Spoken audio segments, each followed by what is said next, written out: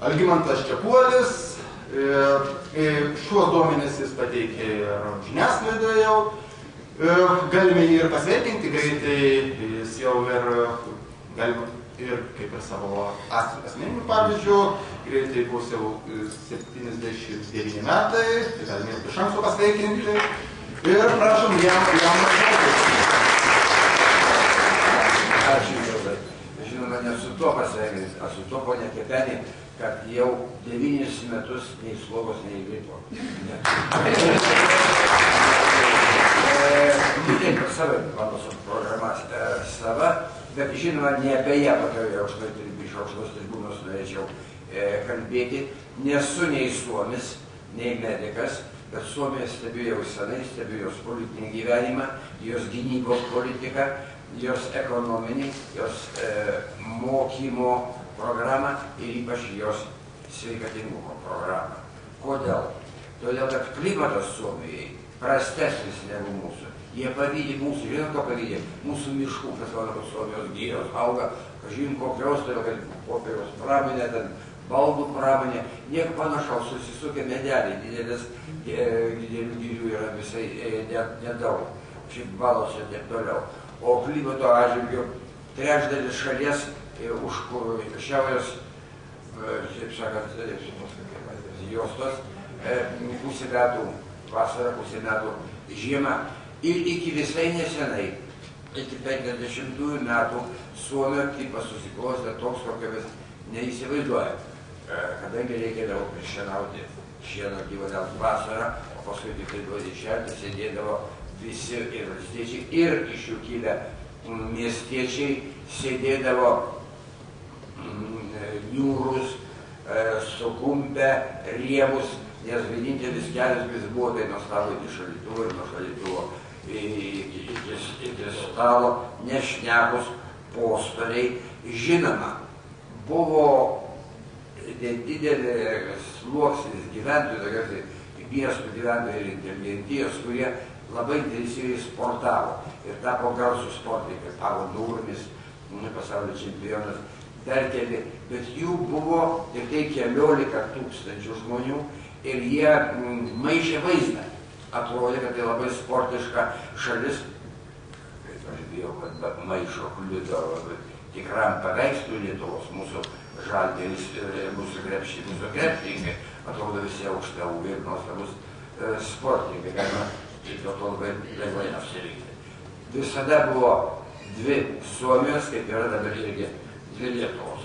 20-ojo amžiaus viduryje dėl širdies ir kraujotakos ligų mirčių, Suomijos statistikų mirčių, Suomiai laikė pirmąją vietą Europoje. Todėl, kad vadinasi lašiniais, sviestu, grietinė, ir paties pačiais bulvėm, raugintis, kopūstis, panašiai dalykai. Suomijos daktarai apskaičiavo ir pranešė politikams, kad jeigu tautiečiai ir toliau valgys tiek daug ir taip riebiai, jeigu Suomija išnyks iš žemėlapio po 50 daugiausiai 100 metų. Todėl, kad kas be ko ir vaikų taip gyvena, mažai gimsta. Nebereikalo tas propoliškasis pratas, kurį vien alus įnaitina. Ir motešas pratas taip pat proporą. 20 ir 30 metams, 30 visoje šalyje buvo pakilęs puntų. Visoje šalyje 20 ir 30 metų žmonių. Jau daktarai pasakys, kad pas mus dabar kitaip yra. Cholesterolio lygis, vadinasi, kraujo apytaka buvo pradėjusi irgi. Priedo buvo labai madinga rūkytis, skaitėsi labai elegantiška yra. Ypač sirgo vienas, sportas iki menopauzios, jų struktūrą apsaugo nuo širdies ligų, kabinės pradės. Suomijos gydytojai nežinojo, ką daryti. Jie gydė ligas, o visų ligų padėti negali. Dabar yra naujas lozgas iš viso pasaulyje. Gydyk ne ligonį, gydyk sveiką žmogų. Ir nepraleisk. Ligonį gydyt ir labai brangu ir mažai efektyvu. Už tai tik daug naujų vaistų vis prikėpame ir stebėmės, kodėl jie nieko nepatarė.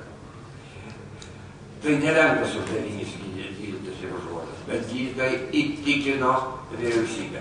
Aš čia turbūt kirsiuos su jau jaučiu nuotaiką, kad reikia priimti kažkokius tai sprendimus, visuomenė turi daryti. Aš visgi manau, kad vyriausybė, šiuo atveju padėtis yra tokia, kad vyriausybė ir Seimas turi daryti. Jie yra išrinkti tam, kad mūsų apginti, kaip Vytautas Didysis turėjo apginti, ir vis taip mūsų Seimas, mūsų prezidentė šiuo atveju ir mūsų vyriausybė turi kas apginti. Gydytojai įtikina vyriausybę. Buvo sudaryta tautos sveikatos gelbėjimo programa. Kaip gali būti valstybės gelbėjimo programa, kaip buvo Žemaičio, generolo Žemaičio programa ir kaip buvo Maršalo Mannerheimo gynybos programa Suomijoje. Į jos vykdymą buvo įtinkytos visos institucijos, ne tik visuomeninės, jokių būdų. Mokyklose, darbovietėse, medicinos įstaigose buvo ruošę rodama, kokia diena teisinga. Ir mūsų žmonės nežino. Sako, aš jeigu nepavalgysiu, kaip aš sveikas būsiu. Buvo rodama, kokia diena teisinga ir buvo skatinama judėti. Matomiausiose parduotuvių vietose buvo dedami naudingi širdies darbui produktai, o žemės ūkio ir maisto pramonė tokius produktus pradėjo masiškai gaminti. Visuomenės organizacijos to neorganizuos. Čia turi būti, atsiprašau, kad dievo žodį diktatūriškai pasijauti. Nauja mada ir visgi Suomijoje įsižiebė negreitai. Prasidėjusi apie 50-osius metus, tik 70-ais metais pradėjo pupsėti. Ir tai tik vienoje apskrityje, Šiaurės Karelijoje. Į ją buvo koncentruotas visos jėgos, pažiūrėti, kaip išės pilot programa, kaip bandomoji programa. Tačiau iš karto buvo pastebėta, kad programos rezultatas daug didesnis negu buvo tikimasi. Mirčių nuo kraujo apytakos ligų sumažėjo, daktarai patikrinkit mane ir išplakė digelėmis, jeigu neapsiko, 85%. Gydytojai netikėjo savo akimis. Tos ligos beveik išnyko Šiaurės Karelijoje. Todėl programa iš karto.